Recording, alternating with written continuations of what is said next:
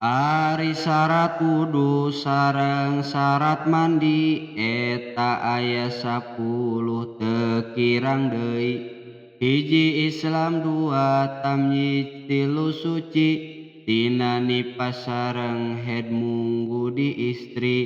opat ulah aya barang anu nyegah datang cai kana kulit kaya getah, lima ulah aya barang nu ngarobah kana cai dina tempat nu dikumbah, genepnya hokana kaparduanana,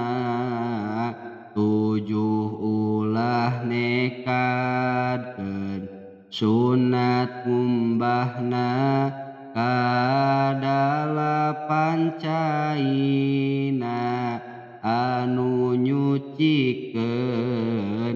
sareng anu dua deui ditangtukeun di jalma nu langgeng. Hadas eta tangtu